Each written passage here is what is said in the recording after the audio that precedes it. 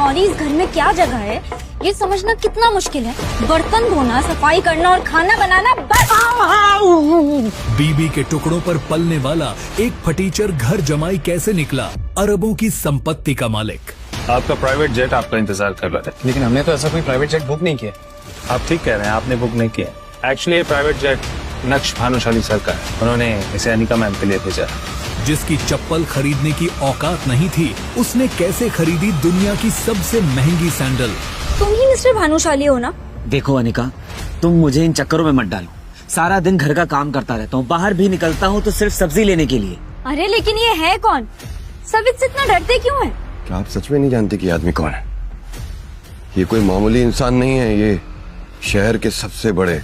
और आखिर क्यों शहर का सबसे बड़ा गुंडा भी उसके आगे माफी की भीख मांग रहा था। नक्श सर नमस्कार। मुझे लगा आपने मुझे कभी माफी नहीं किया। आखिर क्यों इस गरीब नक्श को लोग नक्श भानुशाली सर कह रहे थे? कैसे हुई इस आदमी की काया पलट?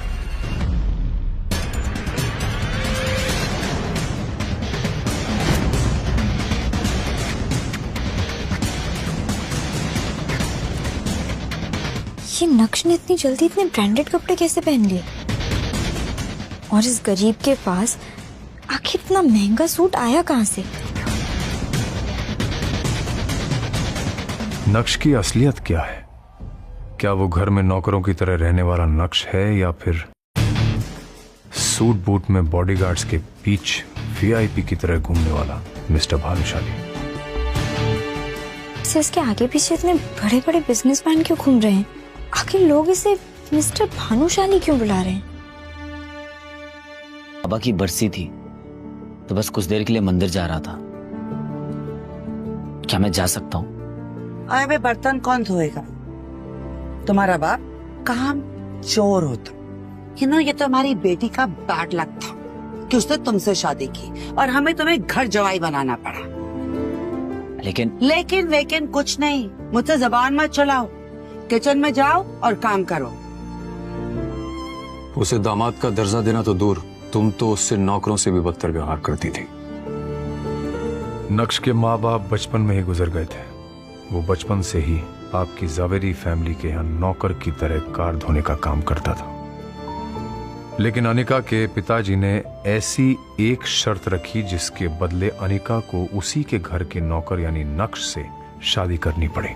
अनिका और आप सब घर वाले इस शादी से बिल्कुल भी खुश नहीं थे और अपनी बेटी की खुशी की खातिर नक्श को भी घर जमाई बनाकर रख लिया।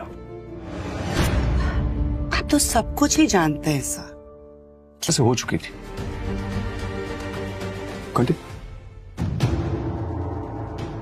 हो गई होगी नहीं? इतना बड़ा अंडरवर्ल्ड डॉन जो है वो।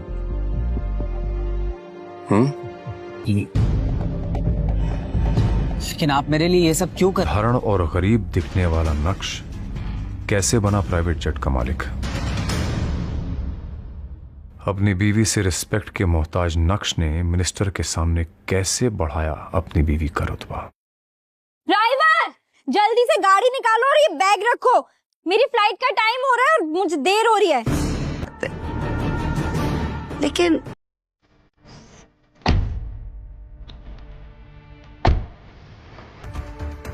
इतनी मुश्किल से मिनिस्टर की अपॉइंटमेंट मिली थी।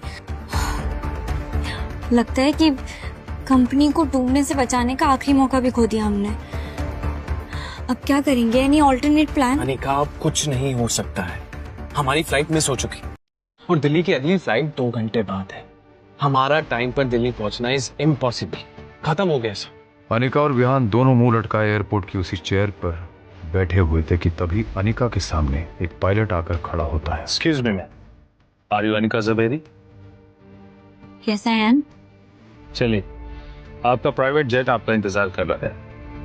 हम 10 मिनट में दिल्ली के लिए टेक ऑफ करेंगे। Private jet? लेकिन हमने तो ऐसा कोई प्राइवेट जेट बुक नहीं किया। आई थिंक आपको कोई कंफ्यूजन है, प्लीज चेक कीजिए। नो कंफ्यूजन सर, आप ठीक कह रहे हैं, आपने बुक नहीं किया। एक्चुअली ये प्राइवेट जेट नक्श भानुशाली। तो मैं तुमसे जो भी पूछूं उसका जवाब यस मैम, नो मैम। अभी अनिका के फोन पर एक मैसेज आता है जिसे देखकर अनिका चौंक जाती है। Oh my God, Malhotra deal के लिए मान गया। कांग्रेचुलेशंस अनिका। मुझे पूरा यकीन था कि तुम्हारे जैसी लड़की जिसके अंदर इतनी समझ है बिजनेस की और भी बाकी चीजों की, उसे मल्होत्रा कभी रिजेक्ट कर ही नहीं सकता। बस बस, ज्यादा नाटक करने की जरूरत, बहुत बड़ी गलतफहमी हुई है। इतने पैसे कहाँ से आएंगे उसके पास? हम जो भी कह रहे हैं हमारे पास इस बात के पुख्ता सबूत है मैडम। ये देखिए आपके पति के बैंक अकाउंट के रिकॉर्ड्स, हैव अ लुक। नक्श का अकाउंट बैलेंस देखकर अनिका के होश उड़ गए। 2000 करोड़ रुपए दिख रहे थे, जबकि नक्श को खुद अनिका पालती थी। ऐसा कैसे हो सकता है? नक्श के पास इतने पैसे? नक्श, इधर आओ नक्श। क्या हुआ अनिका? तुम्हारे पास 2000 करोड़ की इलीगल प्रॉपर्टी है।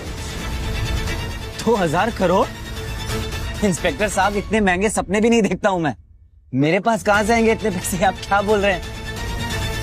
ऑफिसर ने भी जब नक्श की हालत देखी तो उन्हें अपनी खुफिया इंफॉर्मेशन पर शक होने लगा। बार बार इस तरह के वाकये होना कोई इत्तेफाक नहीं हो सकता। ये इतना भोला भाला और बेचारा दिखने वाला नक्श इतना भोला है नहीं। जरूर ये हम सबसे कुछ छुपा रहा है। मुझे सच पता लगाना पड़ेगा।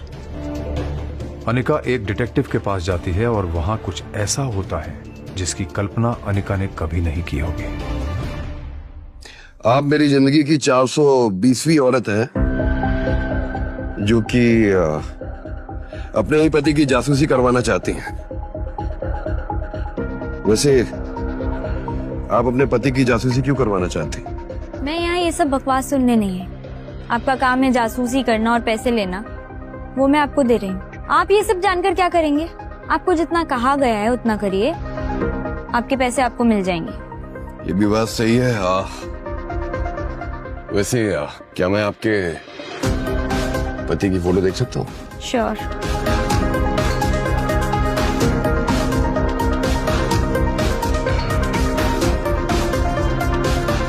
जैसे ही उस डिटेक्टिव ने नक्श की फोटो देखी, उसके रोंगटे खड़े हो गए। ऐसा लग रहा था जैसे उसने कोई भूत देख लिया हो।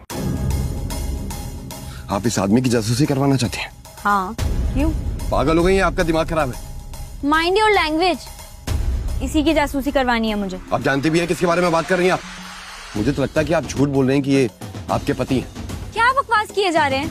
ऑफ कोर्स ये मेरा पति है, और सब लोग इसके बारे में आजकल ऐसे क्यों बात कर रहे हैं? काम करिए, उठिए, आप निकलिए मेरे ऑफिस से। मुझे कोई जासूसी नहीं करनी है, और जासूसी करके मुझे इस आदमी की मरना है क्या? अरे लेकिन ये है कौन? सब इससे इतना डरते क्यों हैं? क्या आप सच में नहीं जानते कि ये आदमी कौन है? ये कोई मामूली इंसान नहीं है, ये शहर के सबसे बड़े। जैसे ही डिटेक्टिव ने अनिका को नक्श के बारे में बताया, अनिका के पैरों तले जमीन खिसक गई। आखिर डिटेक्टिव ने अनिका को नक्श के बारे में क्या बताया? क्या वाकई नक्श के अकाउंट में 2000 करोड़ रुपए थे?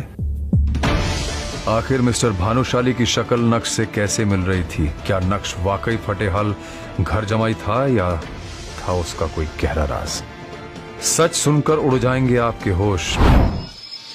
ऐसे और वीडियोस के लिए अभी डाउनलोड करें पॉकेट FM ऐप।